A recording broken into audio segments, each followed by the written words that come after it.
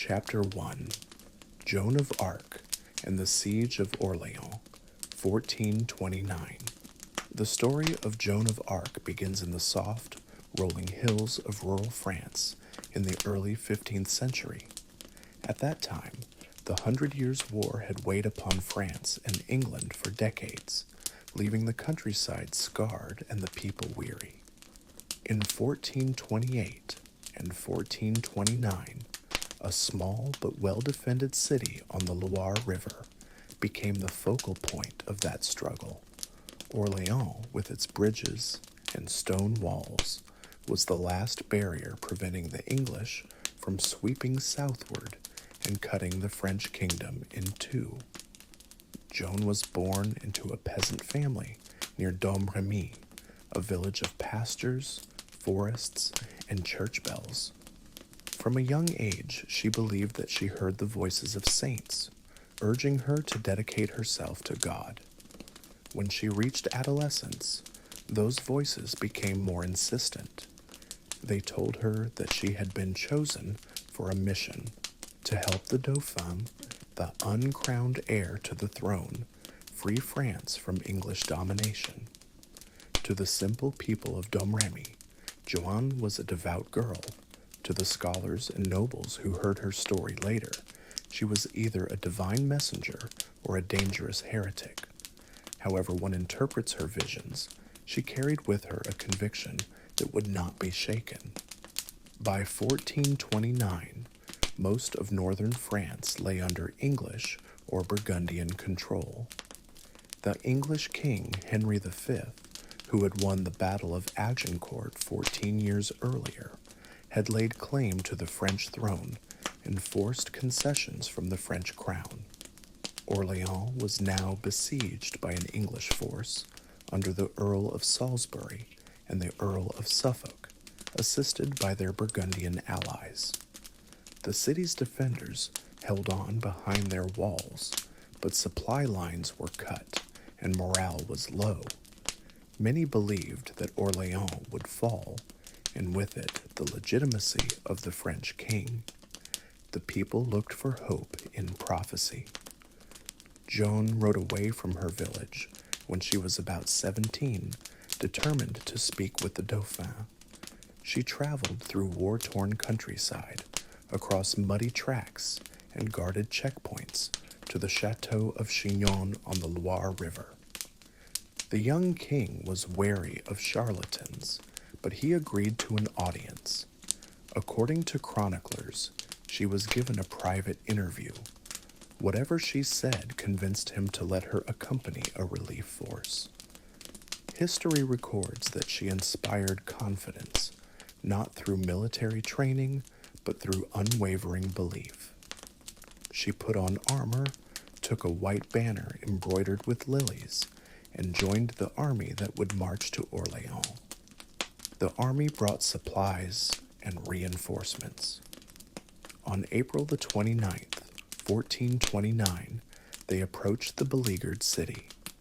Joan rode in, carrying her banner and promising the people that the siege would soon be lifted. The chroniclers describe how her arrival breathed new energy into the garrison. Soldiers who had been resigned to defeat were now eager to fight. History.com. She was only a teenager, yet the presence of this young woman in shining armor gave them hope. She prayed with them, called on them to confess their sins, and insisted that God would give them victory. On May 4th, French forces sallied out to attack the English fortifications. Joan was in the thick of the fighting. She rode close to the enemy, calling for them to withdraw, urging them not to make war on France. Arrows and crossbow bolts flew. She was struck in the shoulder, but soon returned to the fieldhistory.com. As the days passed, the French destroyed one after another of the English bastions. On May 7th, they launched an assault on Les Tourelles, a strong tower guarding the southern bridge. Joan climbed a ladder toward the ramparts when an arrow pierced her armor. She collapsed, but insisted on staying close to the battle. Late in the day, the French captured the tower, cutting the English army in two and opening the way across the river. On the morning of May 8th, the English, demoralized and lacking supplies, retreated from Orléans. The siege that had lasted 7 months was broken. Joan rode through the gates, surrounded by cheering citizens. They hailed her as a la pucelle, the maid. For the moment, the French had turned the tide. The relief of Orléans became a symbol of divine favor, and Joan's role in it would echo through the centuries. For those listening to this story, as they prepare to rest, there is solace in the idea that even the direst circumstances can be transformed by faith and courage. Imagine the city of Orléans at night. The Loire glimmers under starlight, torches flicker along the walls, men and women keep vigil, whispering prayers. Into this anxious silence rides a girl of humble origin, carrying a banner and a promise. She speaks of hope, and somehow this hope becomes tangible. As you breathe deeply and let sleep draw near, picture the moment when the bells of the cathedral ring out, signaling that the besieging armies have departed. The people embrace one another. Candles are lit in gratitude. The maid who has brought them relief slips away from the celebration and kneels quietly in the corner of the cathedral, offering thanks for a victory she attributes not to herself, but to something greater. Joan's story does not end at Orléans. She would go on to lead troops to further victories and to witness the Dauphin crowned at Reims. But her destiny was also to face betrayal and martyrdom. Eventually she was captured, tried by a church court dominated by her enemies, and burned at the stake as a heretic. Years later, she was exonerated and canonized, her reputation restored. What matters for our tale is the moment of grace, when a humble peasant girl changed the course of history and gave hope to a beleaguered nation. The echoes of her footsteps through the streets of Orléans can still be felt, soft and determined, like a whisper of courage to those who need comfort. As you close this chapter and slip deeper into rest, consider how the stars over Orléans looked on May 8th, 1429, and how those same stars might shine tonight over your own home. Wars end, cities recover, and dreams endure. Chapter 2, The Battle of Agincourt, 1415. Our next story takes us back a little further to the autumn of 1415. King Henry V of England had claimed the throne of France through his ancestors and sought to enforce that claim by arms. In August, he crossed the English Channel with a fleet of ships and around 11,000 men, determined to capture the port of Harfleur. The siege was successful, but it cost time and lives. Dysentery ravaged the troops, and by the time Henry began the march toward Calais in October, perhaps half of his soldiers were gonehistory.com. The French were assembling a force to stop him. French knights were renowned across Europe for their martial prowess, and they were determined to defend their homeland. They gathered under the constable Charles d'Albret and mustered perhaps 20,000 men, including many heavily armored nobles and men-at-arms history.com. They tracked the English northward, hoping to corner them before they could reach the safety of Calais. On the morning of October 25th, 1415, the two armies faced each other near the village of Agincourt. It was the feast day of St. Crispin. Rain had fallen, turning the plowed fields to mud. The English occupied a narrow strip of land between two woods, forcing the French to attack in a compressed fronthistory.com. Henry deployed his longbowmen along the flanks behind sharpened stakes. The longbow was a simple weapon of yew wood, requiring strength and practice to master. English archers were accustomed to shooting arrows at great distances, and they were told to rain shafts upon the approaching enemy. Imagine standing there on a misty October morning. The sky is gray, the field churned by horses' hooves. English soldiers shiver in their padded jackets, some still weakened from illness. Henry V rides along the line, his helmet crowned with a golden circlet, encouraging his men. He reminds them that they are far from home and outnumbered, but that those who fight bravely will be remembered. In Shakespeare's dramatized version of the speech, he calls his soldiers a band of brothers. Perhaps his actual words were different, but the sentiment was true. The men needed to believe they could defy the odds. The French advanced in 3 lines. The first line consisted of heavily armored men-at-arms on foot. They walked slowly through the mud, their armor weighing them down, arrows thudding into their shields. Behind them, cavalry moved to attack the English archers, but they too were slowed by the wetgroundhistory.com. The arrows from the longbows pierced visors and joints. When the French reached the English line, they found themselves entangled in the stakes and each other. Henry ordered his lightly armored archers to drop their bows and join the melee, wielding swords, hatchets, and mallets. In the chaos, the French knights found it difficult to swing their heavy weapons. They fell one upon another, trampled by their own horses and comrades. The battle lasted only a few hours, but the slaughter was severe. Contemporary accounts say that nearly 6,000 French were killed, including many of the kingdom's nobility, while the English lost perhaps 400. History.com. Henry V captured prisoners, but later ordered most of them killed when he feared a renewed French attack. The French army fled. The victory at Agincourt was celebrated in England as divine favor, reinforcing Henry's position. 5 years later, the Treaty of Troyes named him heir to the French throne. He never became King of France, however. He died in 1422. For our purposes, the battle is not just a tale of military tactics, but a meditation on perseverance. Picture the muddy field after the fighting. Arrows stick upright like reeds, armor glints in the weak sun, and the air is thick with mist. Among the survivors, some pray for those who have fallen. Others sit quietly, letting the weight of what they have seen settle over them.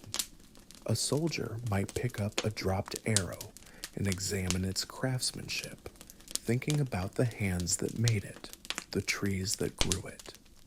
He might recall the faces of the men he stood beside, the camaraderie of shared hardship, and the relief of having survived.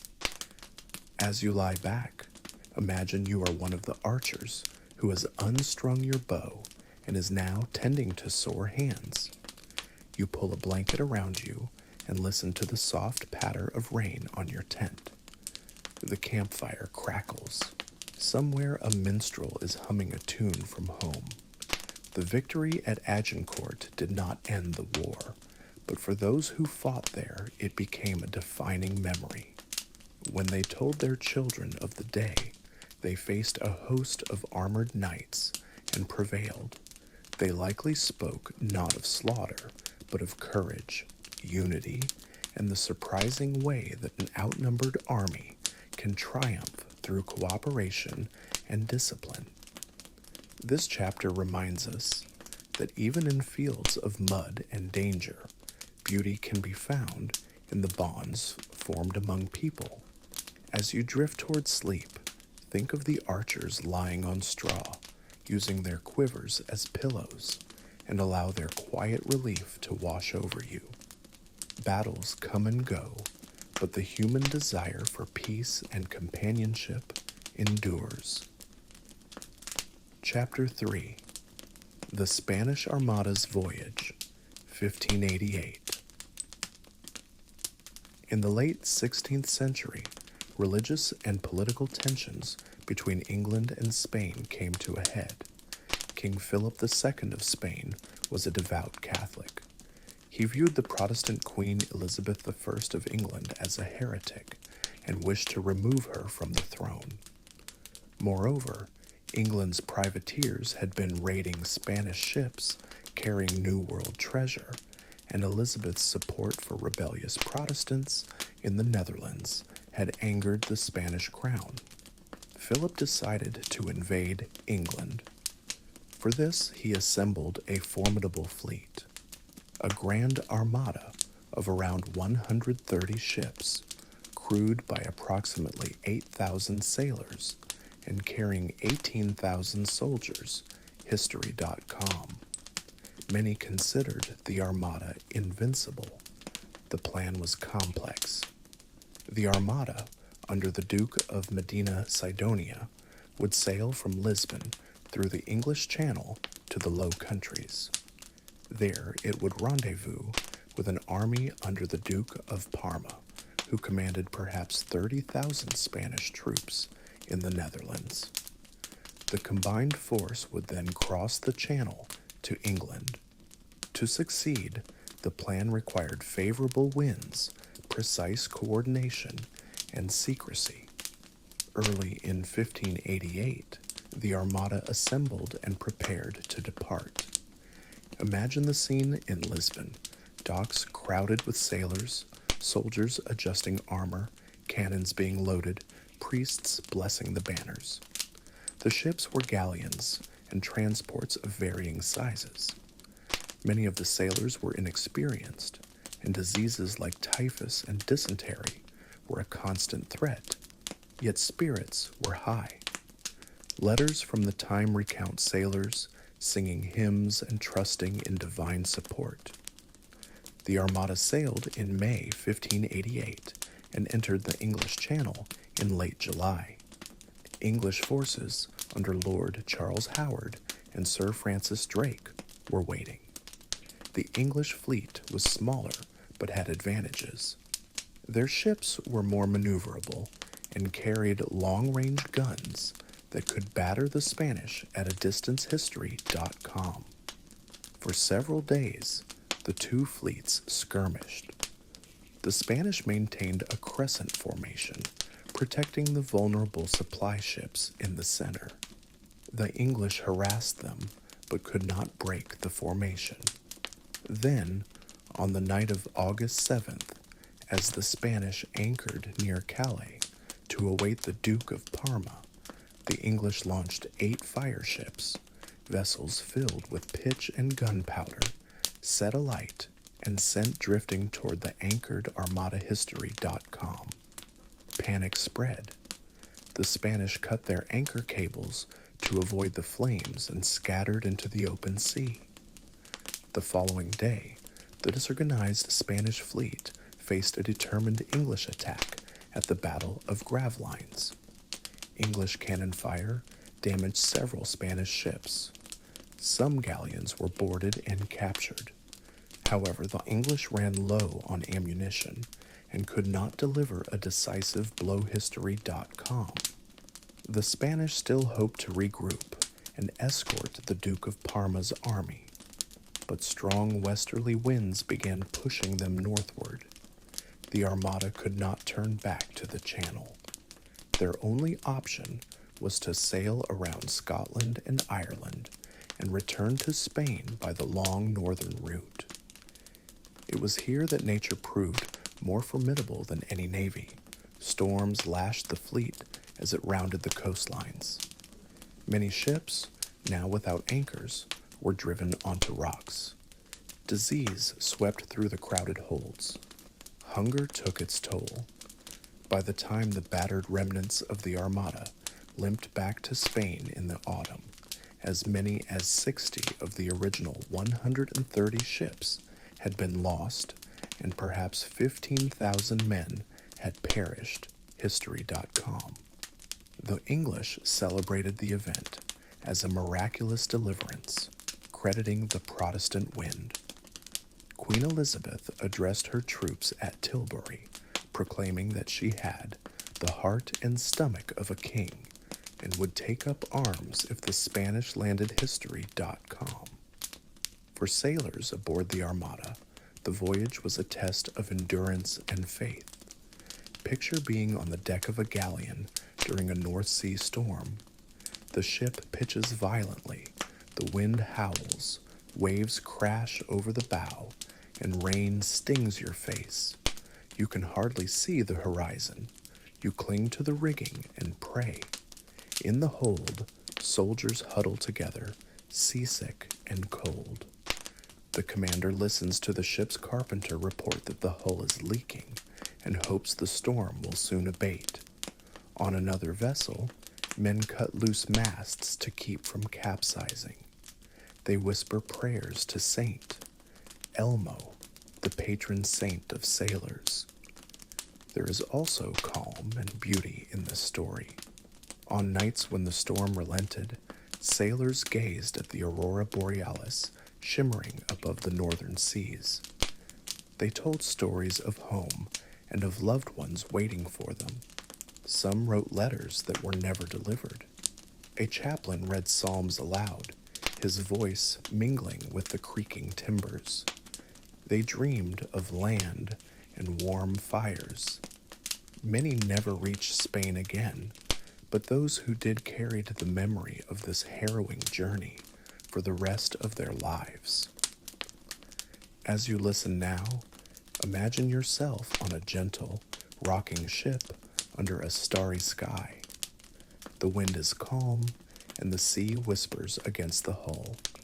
You are not on a storm-tossed galleon, but on a peaceful vessel carrying you toward restful dreams.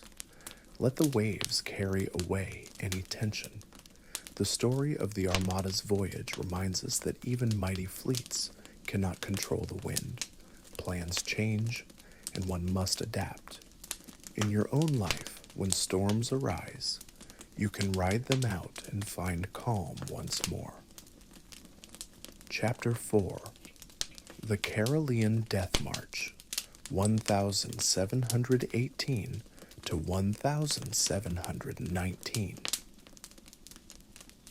In the winter of 1718, amid the Great Northern War between Sweden and a coalition led by Russia and Denmark-Norway, a Swedish army commanded by General Carl Gustaf Armfeldt embarked on a retreat that would become one of the most tragic marches in European military history. King Charles XII of Sweden had invaded Norway in the hope of forcing Denmark-Norway to make peace, but the campaign faltered when the king was killed during the siege of Fredrikstad Fortress. Without their monarch, and with supplies running low, Swedish forces were ordered to withdraw across the mountainous border back to Sweden. Armfeldt's corps consisted of about 5,800 soldiers, many of them Finnish Caroleans, tough, disciplined soldiers named after their king. On January 8, 1719, a detachment of 200 men attempted to cross the mountains to the village of Tidal and froze to death when a cold snap struck in Wikipedia.org. 2 days later, on January 12th, the main army began its retreat. They had a local guide, reportedly forced to assist them. The winter had been unusually mild, with little snow. Spirits were low but not despairing. The soldiers hoped to reach supplies waiting in Sweden and to survive the journey. The troops trudged across the mountains, pulling sledges loaded with cannons and supplies. They wore wool uniforms, inadequate for extreme cold. As they climbed, the weather changed. A violent blizzard descended on the mountain plateau. Temperatures plummeted, Snow and wind obliterated the path, and visibility dropped to almost nothing. Armfelt ordered the army to camp on a place called Uifiele, near Lake Essand. That night, the storm intensified. Around 200 soldiers died in their sleep. Frozenin.wikipedia.org. As dawn broke, those who survived saw the bleakness of their situation. Whiteout conditions, snowdrifts taller than men, and bodies half buried in ice. They tried to move on, but the blizzard persisted for 3 days. Men became separated from their units. The guide, unable to navigate in the storm, was of little use. Many soldiers simply sat down and surrendered to the cold, closing their eyes and never waking. Others pressed on, driven by sheer will. When the storm finally relented, around January 15th or 16th, a quarter of the army had perished. Wikipedia.org. Only about 2,800 reached the village of Handel on the Swedish side. There, further tragedy awaited. Another 700 died of exhaustion, frostbite, and illness before they could be cared for. In the end, roughly 2,100 survived the march. Many were permanently crippled. Wikipedia.org. It is estimated that 2/3 of the victims were Finns. For those of us listening today, this march speaks to the extremes of nature and the resilience of the human spirit. Imagine yourself trudging through waist-deep snow under a night sky, the wind howling like wolves, frost forming on your eyelashes. Your footsteps crunch in the snow, but soon even that sound is muffled by drifts. You move because you must, because to stop is to die. You think of home, perhaps a cabin in Finland, with a warm fire and family waiting for you. You recall summer nights and the smell of pine. These memories keep you walking. In the middle of the storm, some soldiers reportedly saw visions, flickering lights they believed were spirits guiding them, or perhaps the northern lights dancing overhead. Others recited prayers, asking God to deliver them. They shared meager rations, huddled together for warmth, sang hymns that echoed across the barren wilderness. When they reached Handel, the survivors collapsed, wept, and prayed. Their hands and feet were frostbitten, blackened by cold. Villagers did what they could. They provided warm stoves and blankets. They melted snow in kettles and served warm broth. The survivors slept for days, waking only to drink and then sleep again. This story may seem harsh, but there is a peaceful aspect to it as well. Have you ever walked in a snowy landscape at night? The world is silent. The snow absorbs sound, and the stars seem brighter. The cold makes each breath visible. Under different circumstances, this environment can be serene and beautiful. As you rest, imagine yourself on a winter walk through a quiet forest. Snowflakes fall gently. Your boots leave crisp tracks, and your thoughts drift like snowflakes. The Carolean marchers endured severe hardship, yet their experience also reminds us of the calm that can exist in a winter landscape. In modern Sweden and Finland, memorials stand near the route of the march. People hike the trail in summer to honor those who perished. They place flowers and read the names of regiments. The story of the Carolean Death March teaches us about the dangers of arrogance and poor planning in war, but it also teaches compassion for those who suffer from decisions beyond their control. Let us carry that compassion with us as we drift into sleep. Chapter 5, Florence Nightingale and the Crimean War, 1854 to 1856. By the mid-19th century, warfare had changed dramatically. Rifled muskets, steamships and railways made conflicts deadlier and more widespread. Yet one constant remained. Soldiers often died not from wounds, but from disease and poor care. During the Crimean War, fought from 1853 to 1856 between Russia and an alliance of Britain, France, and the Ottoman Empire, this truth became painfully clear. Into this grim scene stepped an unlikely heroine, Florence Nightingale, a British nurse whose compassion and organizational skills transformed military medical care. Born in 1820 to a wealthy family, Florence received an education unusual for women of her class. She felt called to serve others, especially in nursing. When the Crimean War broke out, public opinion in Britain was outraged by reports of soldiers dying by the thousands from disease in poorly run hospitals. In response, the government asked Nightingale to lead a group of nurses to the front. On October 21st, 1854, she left London with 38 nurses and sailed for the Ottoman city of Scutari, modern-day Üsküdar, Turkey, arriving on November 3rd. The conditions she found were appalling. The hospital was a converted barracks, overcrowded with injured and sick men. Wards were filthy and swarming with vermin.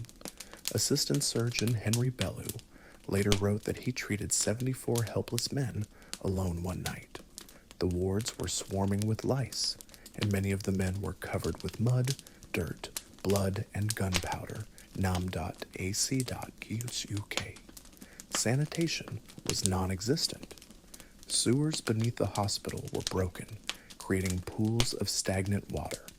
The air was thick with foul smells.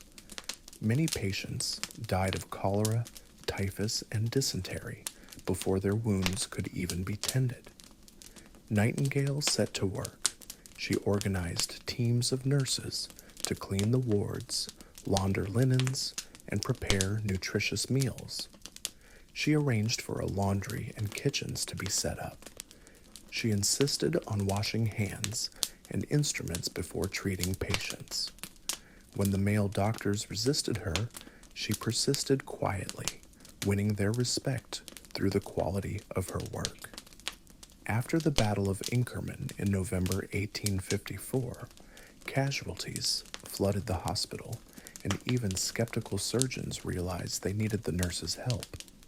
Nightingale and her team wrote letters home for the soldiers, read to them, and created a reading room for convalescencenam.ac.uk.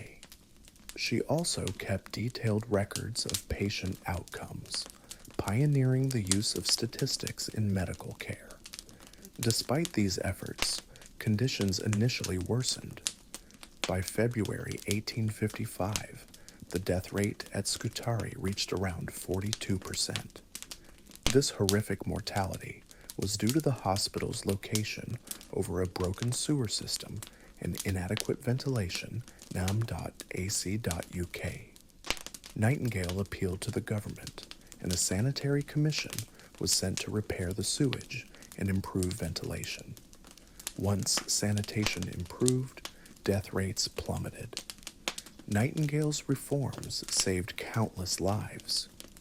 She became known as the Lady with the Lamp because she was seen walking through the wards at night, carrying a lantern, checking on patients. Picture a large ward at Scutari on a winter evening. Rows of beds line the room, candles flicker. Outside, rain falls on the Bosworth. Inside, the smell of carbolic soap and stew fills the air. Florence Nightingale moves quietly from bed to bed, her lamp casting a warm glow on the faces of soldiers. Some whisper thanks, others are too weak to speak. She adjusts blankets, takes pulses, and leaves notes for the surgeons. Her presence is calm, gentle, and firm. She does not need to shout or command. Her authority comes from her competence and kindness. When she leaves the ward, She writes letters to families, telling them of their loved ones' conditions. Nightingale's work did not end with the war. After returning to Britain, she campaigned for reform of army medical services. She wrote books and reports, founded nursing schools, and inspired future generations of nurses. Her use of statistics to track mortality rates and her insistence on sanitation laid the foundation for modern public health. For those listening now, there is comfort in the knowledge that compassion can flourish even in the midst of war. Imagine yourself in Scutari, that's not as a wounded soldier, but as an observer. You walk through a cleaned ward, hearing the soft murmur of conversations. Outside, the sea breeze cools the air. You hear the distant call to prayer from a nearby mosque. Despite the suffering around you, there is order and kindness. The sound of Florence Nightingale's lamp clinking gently on her basket becomes a lullaby. Let that sound guide you into sleep. Chapter 6. The Siege of Vienna, 1683. Long before the Crimean War, in the summer of 1683, another dramatic episode unfolded on the borders of Europe. The Ottoman Empire under Grand Vizier Kara Mustafa sought to expand further into Central Europe by capturing Vienna, the capital of the Habsburg Empire. Vienna had repelled Ottoman attempts before, but now its walls would be tested again. The siege lasted from July 14th until early September 1683, and within those months lay a tale of patience, courage, and eventual relief. When the siege began, Vienna was defended by a garrison of perhaps 11,500 soldiers. The Ottomans brought tens of thousands. They built trenches and placed mines beneath the walls, detonating huge charges that opened breaches. Warfare History Network.com. Disease and hunger spread in the city, and corpses filled the streets. The defenders lost many men. By the time help arrived, only about a third of the original garrison was fit for Combat Warfare History Network.com. The situation was dire. Meanwhile, a coalition of Christian states formed a relief army. It included forces from the Polish-Lithuanian Commonwealth under King John III Sobieski, troops from Bavaria, Saxony, and various German principalities, as well as soldiers from the Habsburg domains. Altogether, the relief army numbered around 66,600 men, including 18,000 Poles, 11,000 Bavarians, 8,000 Germans, 9,000 Saxons, and 20,000 Austrians. Warfare History Network.com. Sobieski was chosen as the supreme commander. Their plan was to march through the Vienna woods, ascend the Kahlenberg Heights northwest of the city, and attack the Ottoman army from behind, while the defenders sallied out from the walls. Warfare History Network.com. On the night of September 11th, signal fires on the city's cathedral steeples signaled hope to the defenders. Before dawn on September 12th, the relief army launched its assault. The battle lasted all day. Polish hussars, a type of heavy cavalry famous for their winged armor, charged down the slopes of the Kahlenberg, breaking Ottoman lines. The defenders inside Vienna saw the cavalry banners and redoubled their efforts.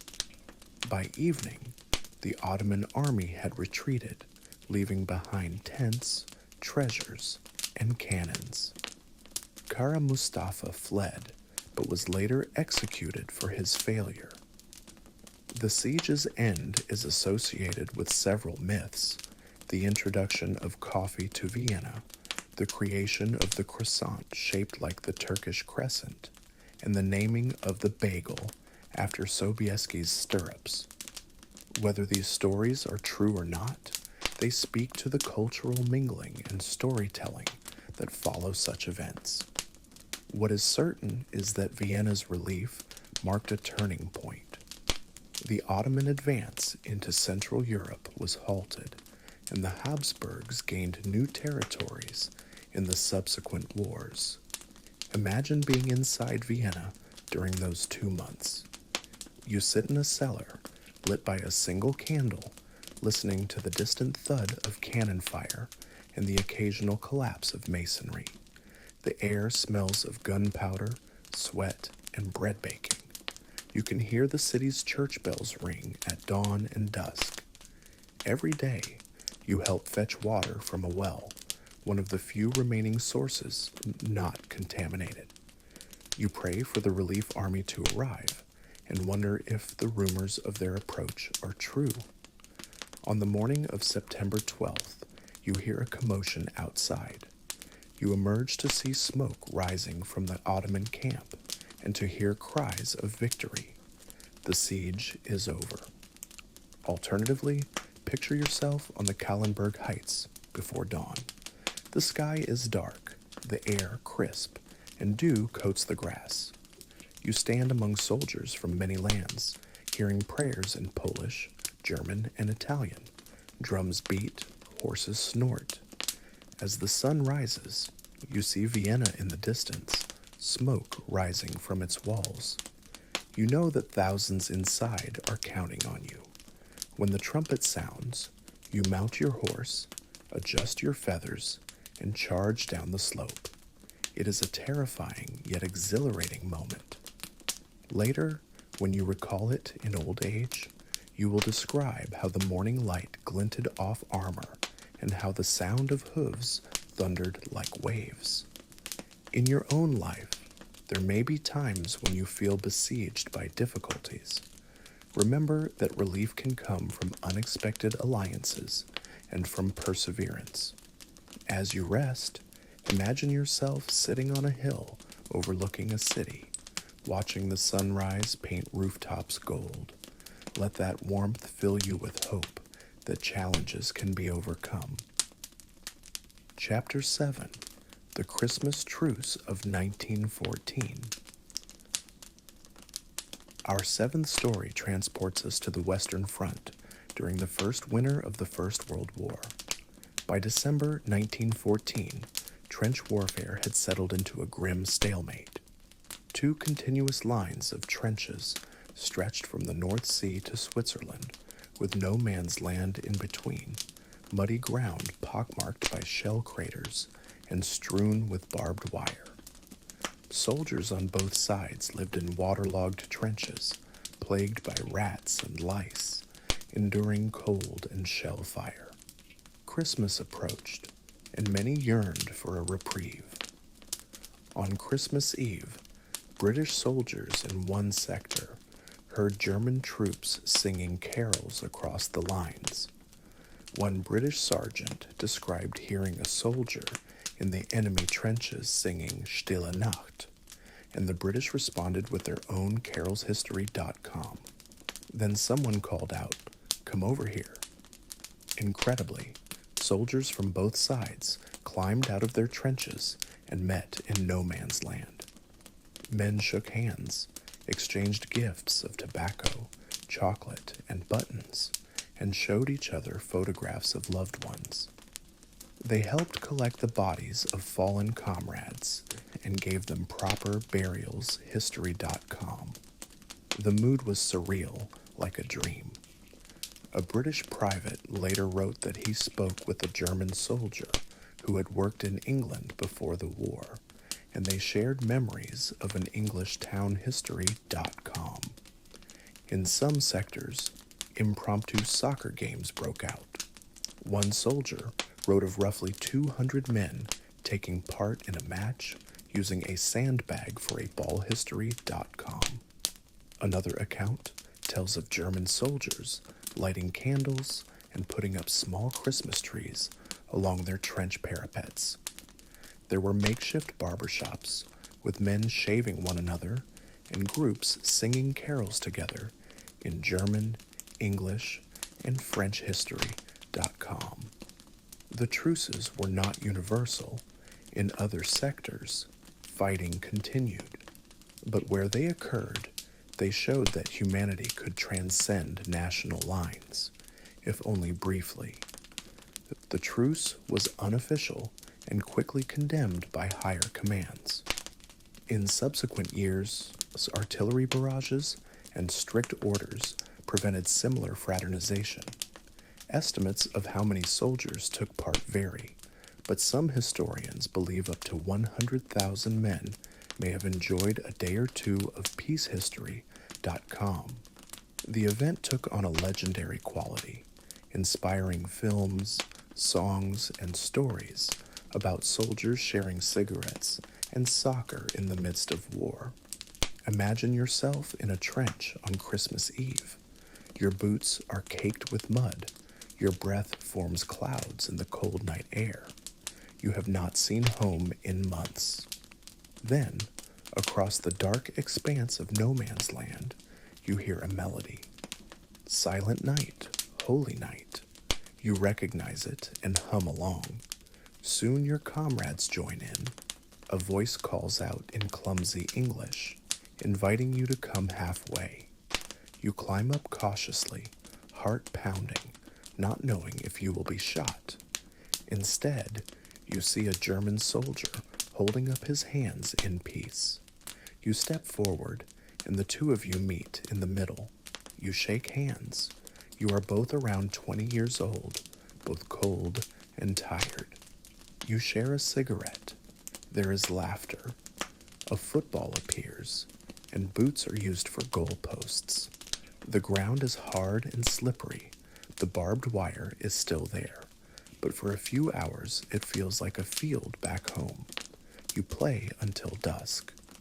Then you return to your trench, promising to meet again on Boxing Day.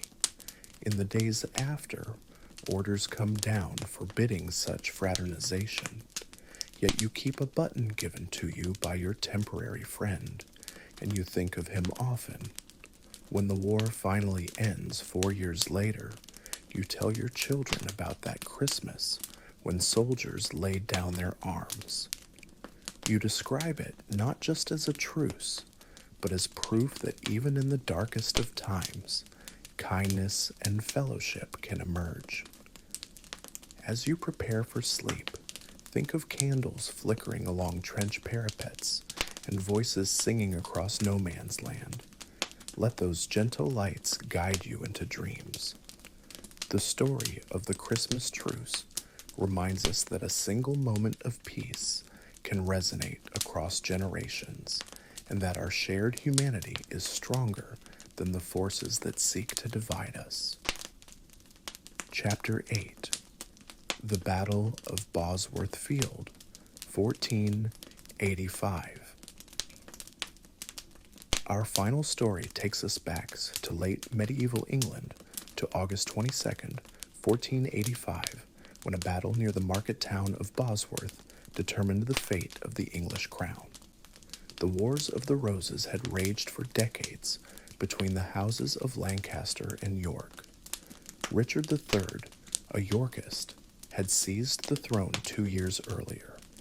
Henry Tudor, a Lancastrian with a tenuous claim, landed in Wales with about 2,000 men and marched eastward, gathering support historicuk.com. He hoped to challenge Richard's rule. Richard mustered an army of perhaps 10,000 men, while Henry's force grew to around 5,000 historicuk.com. Lord Thomas Stanley, married to Henry's mother, but also serving Richard, brought 6,000 men and remained undecided. On the morning of the battle, the armies faced each other across a marshy field near Bosworth. Richard took up a strong position on Ambion Hill. Henry kept his troops in a single line, hoping to avoid being encircled. The day was hot. The air was filled with the buzz of insects. Fighting began with artillery and arrows. Men clashed with swords, spears, and halberds. At a critical moment, Richard saw Henry riding near the rear of his line. Seizing the chance to end the battle quickly, Richard led a charge of mounted knights directly at henryhistoricuk.com. It was a bold move. The king cut down Henry's standard bearer and fought fiercely. But Lord Stanley, seeing his opportunity, ordered his troops to join Henry. The combined Lancastrian and Stanley forces surrounded Richard. According to chroniclers, Richard's horse was trapped in a marsh, and he was killed fighting on foot. He became the last English king to die on the battlefield. Henry was proclaimed king and later crowned as Henry VII. His victory marked the end of the Wars of the Roses and the beginning of the Tudor dynasty. For centuries, tales of Richard's bravery and Henry's luck have been told and retold. In Shakespeare's play, Richard cries, "A horse? A horse? My kingdom for a horse?" Whether he actually said these words is unknown. What is clear is that his death changed the course of English history. Henry married Elizabeth of York, uniting the warring houses. Under the Tudors, England would experience relative stability and the beginnings of the English Renaissance. Imagine standing on Bosworth Field that August morning. The sun rises over dew-covered grass. The air is thick with tension and the metallic smell of armor polish. You hear the neighing of horses and the rustling of standards. Birds are silent, sensing the impending clash. When the fighting starts, there is chaos, shouts, the clash of steel, the cries of wounded men. Dust rises, stinging your eyes. You swing a polearm, step over fallen comrades, and keep moving. Suddenly, a group of mounted knights breaks through. One figure in a crown rides straight toward you. He is the king. You freeze, then dive aside as his horse charges past. Moments later, he is unhorsed and surrounded. The battle ends. Silence settles, broken only by groans. Later, as dusk falls, the survivors bury the dead. They talk quietly about what has happened. Some feel joy, others mourn. It is understood that a new era has begun. You sit by a campfire, staring into the flames. Sparks rise like stars. You think of the families of those who have fallen. You wonder if the wars are truly over. You hope that the fighting of decades will give way to peace. As you lay down to sleep, consider the turning points in history, the moments when one battle ends a war, one decision alters the future. The Battle of Bosworth Field was such a moment. It reminds us that change often comes unexpectedly, and that individuals can shape the course of nations. Let this thought accompany you as you close your eyes. Just as the fields of Bosworth returned to quiet after the battle, so too can your mind return to calm after the tumult of the day. Epilogue, reflecting on old European war stories. In these 8 stories, we have traversed centuries and landscapes. We have stood in besieged cities, on muddy fields, in icy mountains, on storm-tossed seas, and in trenches. We have met peasants, kings, sailors, nurses, and soldiers. Though their circumstances varied, all of them shared a humanity that resonates with us still. They felt fear, hope, fatigue, and love. They made choices that changed their lives, and sometimes the lives of countless others. As you breathe slowly and let sleep envelop you, carry with you the soft moments within these stories. The whisper of Joan's prayer in a candlelit cathedral, the gentle rain after Agincourt, the calm sea under the Spanish Armada's stars, The crystalline hush of snow during the Carolean March, the warm glow of Florence Nightingale's lamp, the sunrise over Vienna, the carols sung across no man's land, and the embers on Bosworth Field. These images can comfort you and remind you that even in war, there are moments of peace and beauty. Good night, and may the lessons of history bring you peace.